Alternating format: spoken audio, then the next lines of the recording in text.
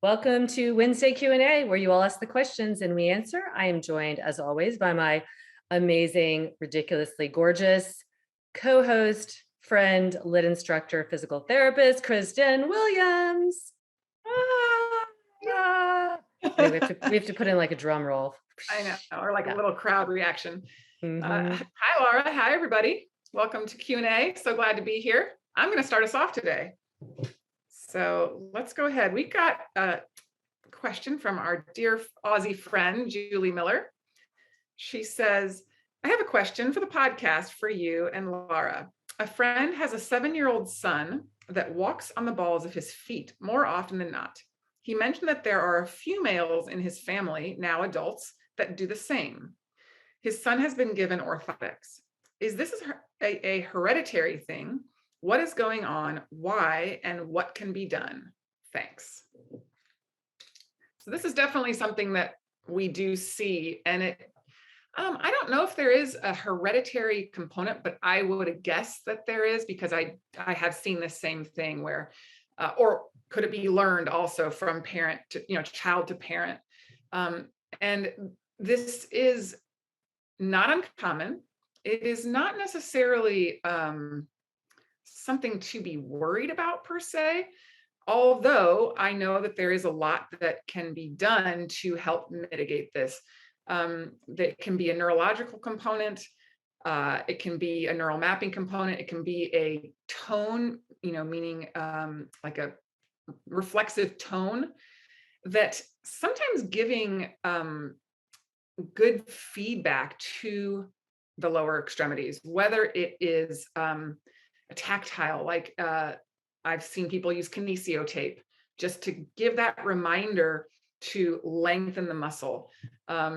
Obviously doing some hands-on work as well. But I do think part of this, because of that neuromuscular component, there is going to be a retraining, maybe even looking away from the foot and coming up to, obviously we always come back to the pelvis, but is there a compensatory strategy that is involved? Can we, if we start teaching this child to use the glutes, will they rely less on the calves? I don't, again, this is one of those things that I think bothers people more from a how it looks than is it a functional issue. Can it have issues later on? Sure. But, I personally, I don't work with pediatrics, so I haven't worked with any children that have this, but I have definitely heard of people treating it with some type of stimulatory therapies. Laura, what else do you know about that? Yeah, I mean, I agree with you. Like sometimes it bothers people, and sometimes it is a marker for other things. If he's gotten to 7 years old and there's no other things going on, then I think it's just modeling and yeah, just retraining. Being in that plantar flex position, like you said, is so looking at it from a neuro standpoint, we would be like, okay, if somebody was walking like that as a young kid, is it possible they're in a high tonal state? And there would be other factors that usually go along with it. So sometimes there could be other neurological factors. So if there's no other neurological, behavioral, or attention or processing, anything with the upper body, like any kind of dystonia or just not less coordinated, for lack of a better word, then it's not something to be bothered by, and certainly not something to diagnose just because a person does that. It absolutely can be genetic, in that, to your point, kids are observing us from the very beginning, so they can observe if the parent tended to do that, or that could just be a choice. They might have found that that gets them moving, and that you don't really, because you're not really balanced over in the center of your body as much when you're on the balls of your feet. There's kind of this forward action, but then you can just keep going forward and propel quite quickly. So it could be a strategy, but yeah, I think for anything, it's a matter of not thinking about like why it is that way, but how you can improve it. And feedback is great. doing stuff where you're really getting something under the heel to register. Like, so the opposite, some people don't bear weight enough into their first metatarsal, but if somebody's walking around in a plantar flex position, they're probably on that. So maybe putting like a quarter or something on the heel and trying to ground that more. Um, Getting more into some dorsiflexion patterns, hip flexion, the triple flexion, because that will help the tonal impulse to be more an extension and bring you into a more kind of flex state in all the joints. Like you said, look up the chain. So I think, yeah, I see kids, and I don't know percentages, but I do see kids who do this, and everything else is in the range of normal, which is always a range neurologically. But if it's early on and there's other things, it can be a kind of just a window into some other things that are going on.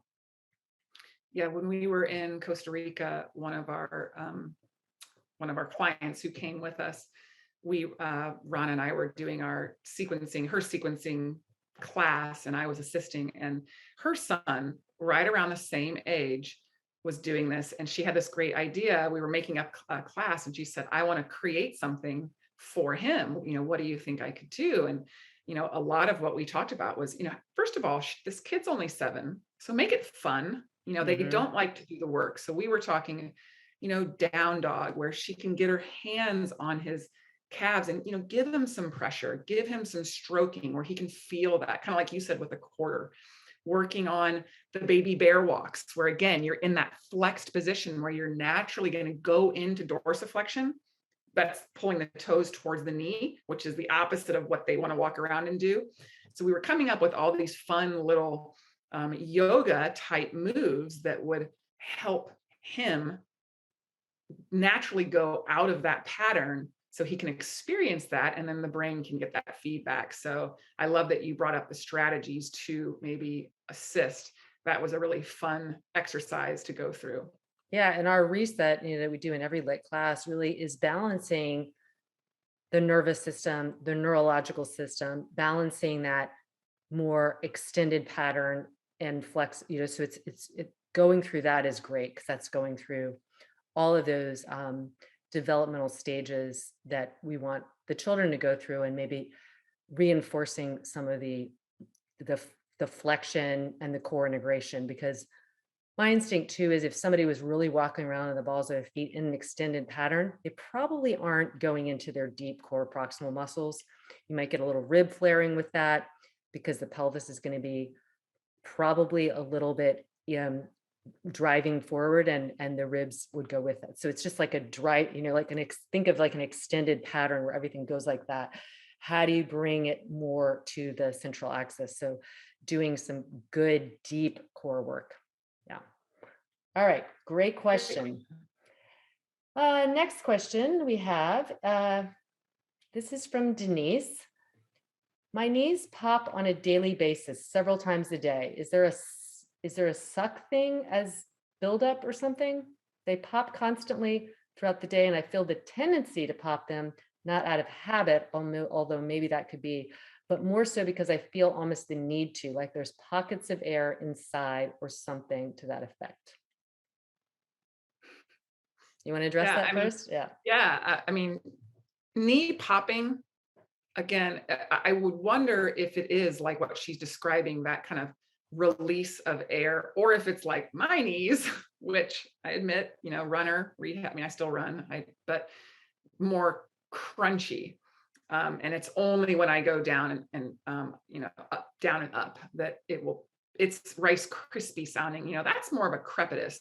The popping she's describing does almost sound like a more of a true, I'm totally blanking on the term, cavitation, where she is having a pressure change in the knees, and even that like desire to pop it. So I would wonder, does she have fluid on the joint?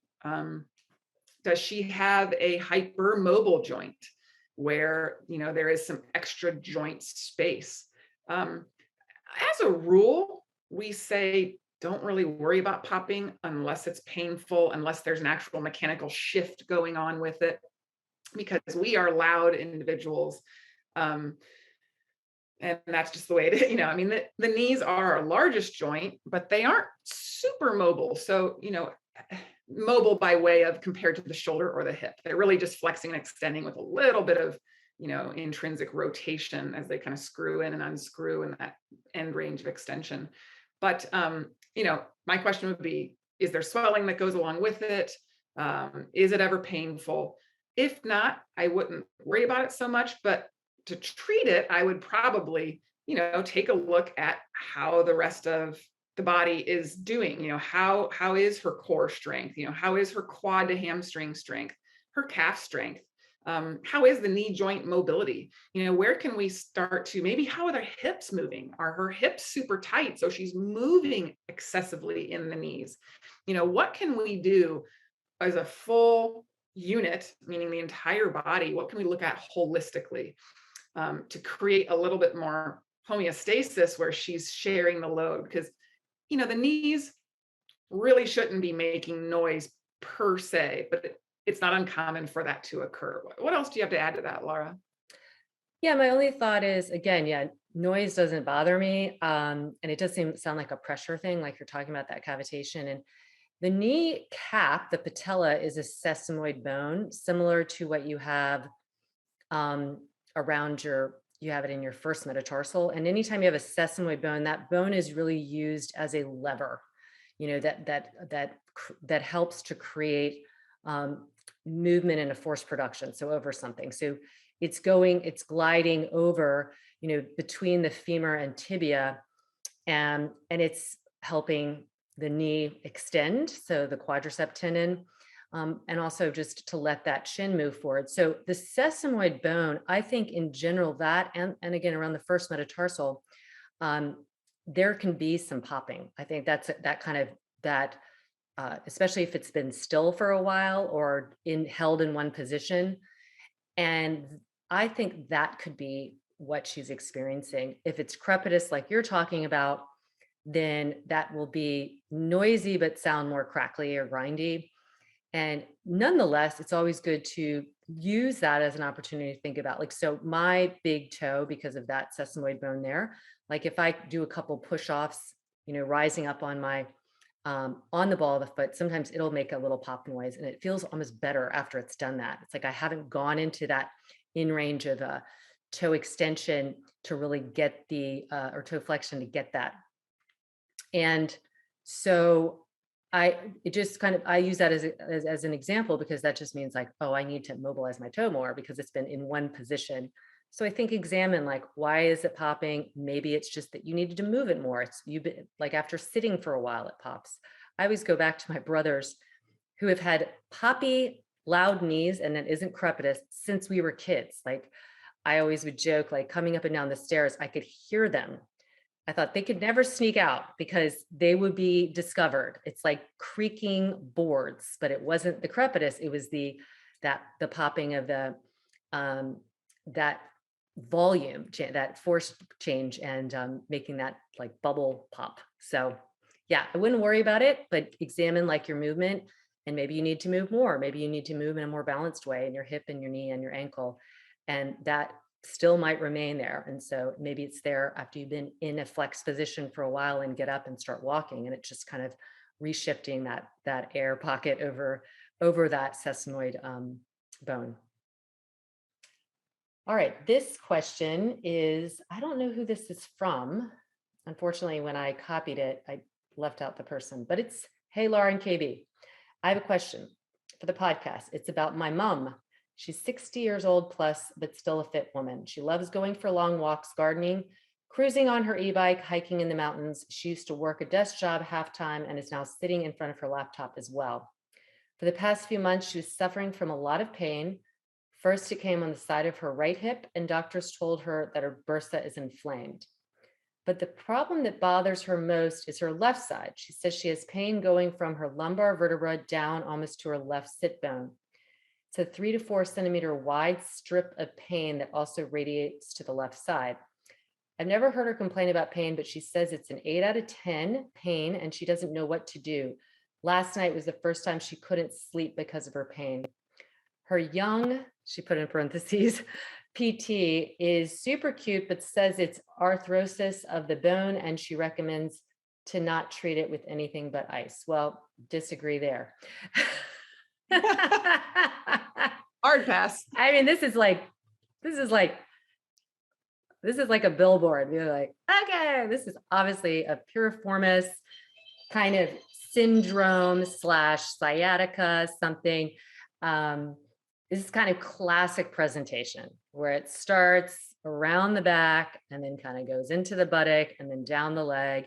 Not sleeping at night is another huge bullet point, of all this. So, if she was having her right hip originally was bothering her and was inflamed, this is very common. You're not just like an affected and a less affected side, and her first side might have been affected because of the weakness on the other side, or this right hip, if the bursa was impacted, her glutes are probably not performing as well, especially for all that activity she's talking about. So if it's on the side of her right hip, that is the place of the trochanteric bursitis. It could be like the IT band going over the femur.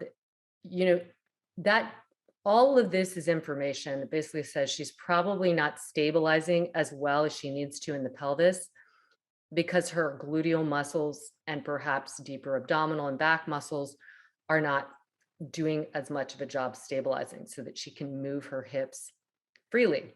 So if she's hanging out over on that right side, well, it doesn't just bother the right side, it's going all the way to the opposite side as well. And so if you're shifting one way, say you just have like a stack of plates and you shift them one way, there is more there, even though this side is looking, the top part is looking like, oh, this is the one that's going to topple over. But the bottom part of the plates that are more in line are getting as much load. They won't fall over first. But so it's similar in the pelvis, that load is going into her left side. So I'm imagining her left piriformis is trying hard to stabilize. It's a pretty good stabilizer. But the glutes are, the glute max, medius, and minimus are also really important. So if that's getting overworked and irritated, then you can compress the sciatic nerve, and that's where you're going to get all that stuff she's talking about. 8 out of 10, that's classic sciatica, piriformis. They're all kind of under the same umbrella. You don't really even need to label them, except to say that area is getting compressed and it's unhappy. So ice is not going to do much except maybe, actually the research has shown that it doesn't even really do this, but it might tame down a little bit of inflammation. But what's going to really help the most is retraining, and giving that space, helping the sciatic compression via, working on glute strengthening, working on all the core stuff. There's a lot more to say about that, but any other tips that you might have or any other insight? No, I think you hit the nail on the head. I would recommend my series on Lit Daily. I have two. I have one for non-yogis and one for yogis. And the one that's created for non-yogis, the first 2 classes are perfect. I just simply go over treatment strategies, mobility, some nerve gliding for treating those acute symptoms. And then it progresses to then some yoga, still keeping in mind that they might have some symptoms, but movement is going to be her friend. And yes, she is very active, but then she also goes and sits at the computer. So I would really recommend checking out, especially the sciatica for non-yogis first, since she is in that 8 out of 10 pain, those first 2 classes. And then, helping to really take a look at, like you said, Laura, what's going on back still on that right side, even if it doesn't hurt anymore. What's failing in her musculoskeletal system? What isn't moving well enough? What isn't stabilizing well enough? So, mobility and stability are what need to be addressed. In my experience, 9 times out of 10, I have to increase mobility somewhere and increase stability, either in the same place or someplace else. in order to create that balance, like you said, of the plates. So she's not taking the brunt on that left side, because yeah, that pain, that 8 out of 10 pain is the body saying, hello, I need help here. Something's not doing its job. So looking at the core, looking at the hips, looking at the glutes, looking at her postural tendencies. We all have them. We all sit a certain way that might predispose us to having these issues. My brother he's a big cyclist, and he sits all day for his job, and he's already had 2 back surgeries, like microdiscectomies.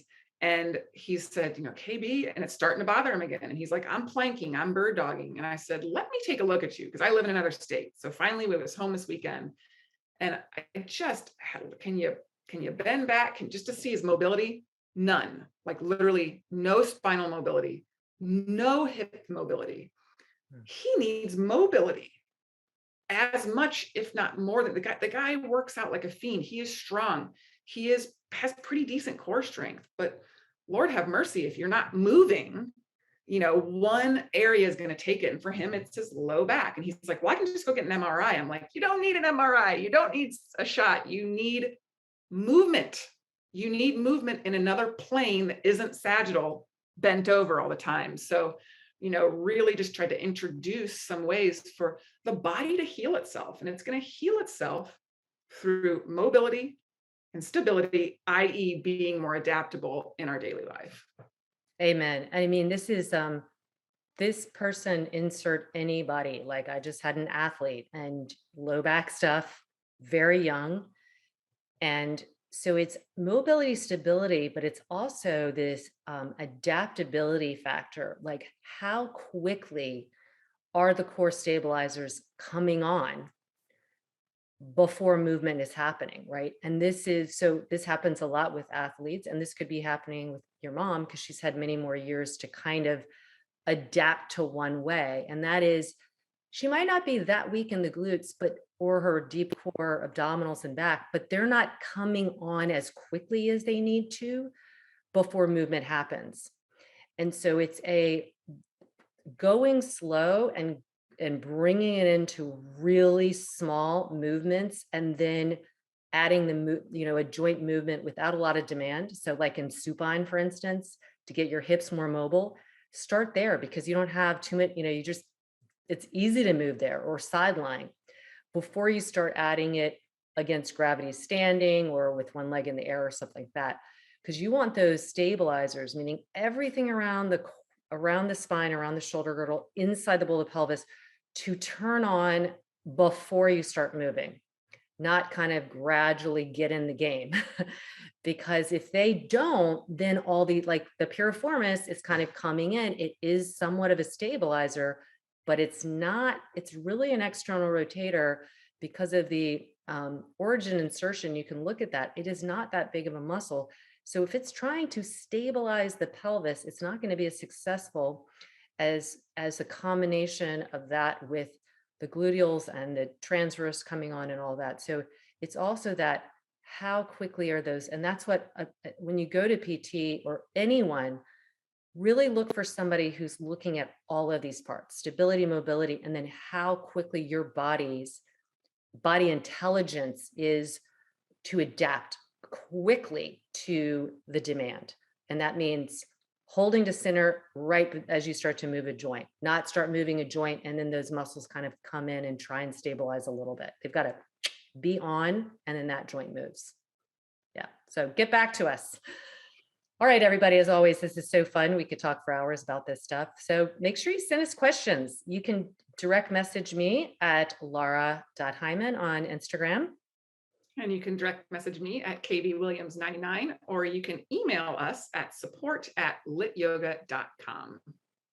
Yes. And as always, until next week. Yes. Till next week, we are pulling for you.